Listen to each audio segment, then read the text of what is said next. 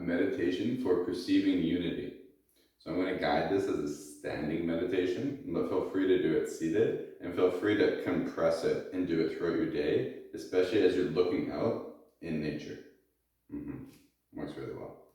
So if you're doing the standing meditation, stand with your feet shoulder width apart, four corners of the feet planted firmly, knees slightly bent, tailbone gently tucked, shoulders rolled back, arms open. And then we stand really still here. So still your body and find your center. Now, your center of gravity and the center of your spine. Those are two important landmarks.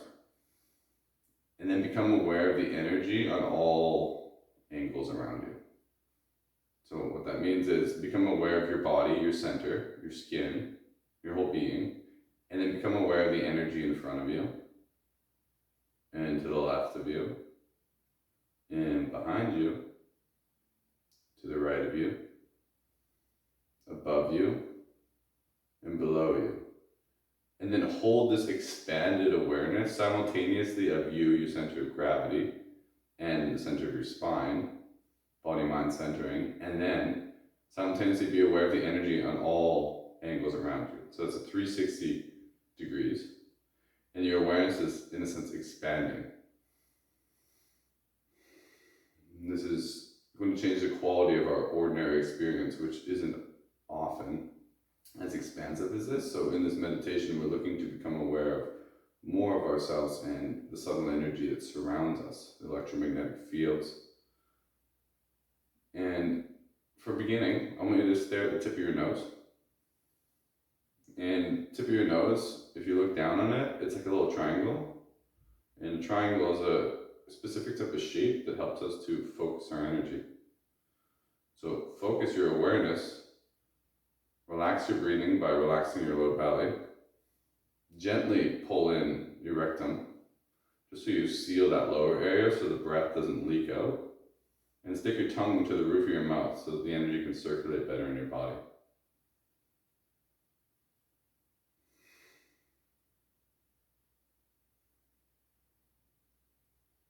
And then look forward, now that your energy is more harnessed within you.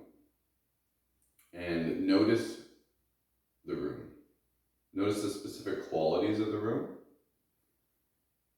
Be aware of any sounds in your environment. Be aware of your skin, but also inspect with your eyes the different colors and the shapes. We're activating a discriminating form of consciousness. So we're looking to view things as separate objects and what their unique qualities are, their textures. And simultaneously, I want you to be aware of your whole body system through your senses.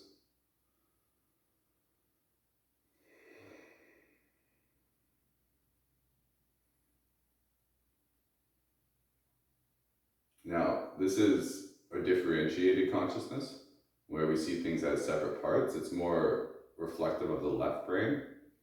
Invitation to try to see everything as one, which means you look at the world seamlessly. It has no borders. So don't differentiate, don't look at separate pieces and parts. Try to widen your view and still your eyes. So more of your peripheral vision. And then still your eyes so that they're not looking at more and more things.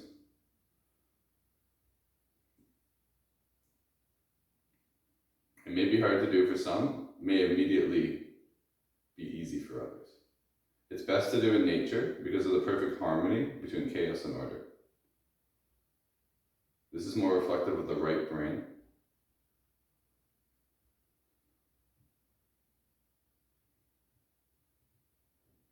Now, if you constantly want to perceive things as separate, if that's the conditioning of the mind and how it wants to flow at this point, call yourself back. Come to unity, maybe blow out with the nose, blow out the breath. That'll change the state a little bit. And then come back. And then come back. It's a meditation, it's a practice. And now we're going to weave in a few other things. So external reality is that which is outside of you. That's what you're perceiving. It's the painting around you. And then simultaneously become aware of the eyes that are looking at this painting. So go into your eyes and notice there's a distance between the wall or whatever you're looking at and then your eyes. Now that's a divide that we're gonna stop that divide, so to speak. And what that means is come into the eyes, come into your eyeballs, where the light hits the eye in the back of the retina, and then go in behind your eye. In behind your eye is a nerve, and if you can follow it like 2 inches back, it crosses over. And situate some of your awareness at this point. This will be roughly where your pituitary gland is. And if you take your tongue and take it back from your hard palate into your soft palate, go up from there, and that'll be roughly where your pituitary gland is. And then draw the breath up there. So where we breathe and where we focus is where the energy flows. So gather more energy into this point. And then simultaneously be aware of the point in which you're breathing into and your head in 3-dimensional space. And then the external world, the wall or whatever is in front of you. And then try to seamlessly place those in one perception, one unity consciousness. So that there's no divide, because it's not a true divide, between what is you and what is the wall. Once again, for some this might immediately engage into a different mode of seeing and perceiving. For others it'll be difficult. Just notice any qualities in what you sense and feel, any changes in your perception, your capacity to take in information, the relaxation of your nervous system. Just notice any of these changes.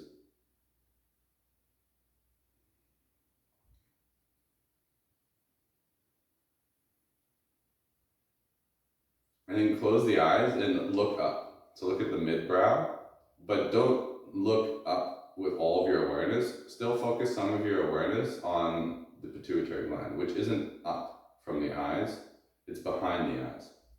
The pineal gland is more up from the eyes, but the pituitary gland is more behind the eyes. So go behind the eyes and focus there while looking up. Remember, where we look is where energy flows. So we're gathering more of our energy to flow up to the pituitary gland, which is going to activate its hormonal gland centers. Tuck your chin in slightly. Make sure your knees are still bent.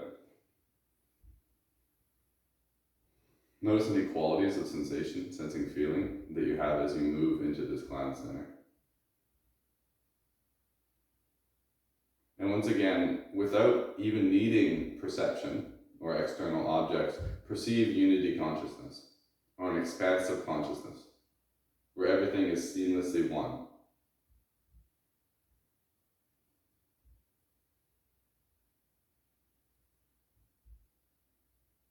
Hold everything in your awareness in one seamless reality, without borders, without differentiation. If you do this well, the mind will begin to stop, and the breath will become the most dominant force in your awareness. Just the expansions and contractions, the ebb and pulse of life.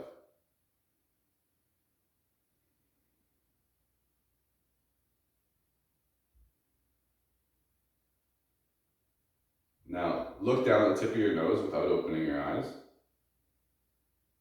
And then open your eyes as you look at the tip of your nose. So don't look outside of yourself. Just focus on the nose.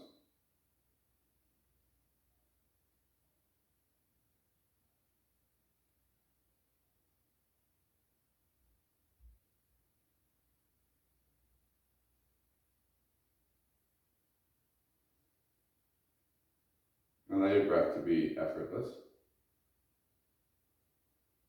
And on the exhale, slowly draw your hands down.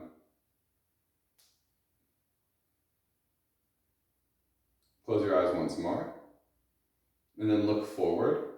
And when you open your eyes, you're going to come back to unity consciousness, to seamlessly seeing everything as one without borders. When we do this, we have a capacity to not judge, to integrate ourselves and everything in the experience as one. And when we do this with other people, and when we can walk around in the world in this, we're literally changing our brain. We're dominant or integrated on the right brain with the left brain, which will help us to see the world a different way. So when you open your eyes, see wide in your peripheral vision and open them very slowly. So slowly, slowly open the eyes so that you can see as wide and as much as you can with this new perception that you practiced for just a short period. Slowly, slowly. Maintaining your 360 your 360 view of everything around you. When you leave this meditation, walk out slowly and see how much you can maintain of this 360-degree awareness, of this integration of seeing the world without borders, by integrating simultaneously your body in three-dimensional space in the world as you walk through it, and an encouragement with this unity consciousness to see others without judgment, to hold them in their wholeness as you hold yourself in your wholeness, and to hold a piece of your awareness in the center of your brain as you walk through the world. And you may want to activate a secret smile. This is that little bit of joy that lives behind the eyes. When you activate the secret smile, your eyes light up. If there's anything blocking joy in your life, that's okay. Just be with where you're at. But if you have some joy to give, to offer yourself, and it is truly there, you just have to find it with some gratitude, perhaps, a little self-love, a little reflection. There's support. Find that little joy behind the eyes, light your eyes up, maybe a little smile like Buddha smiles, just a little smirk. And then walk through the world in a different way. And I thank you for practicing.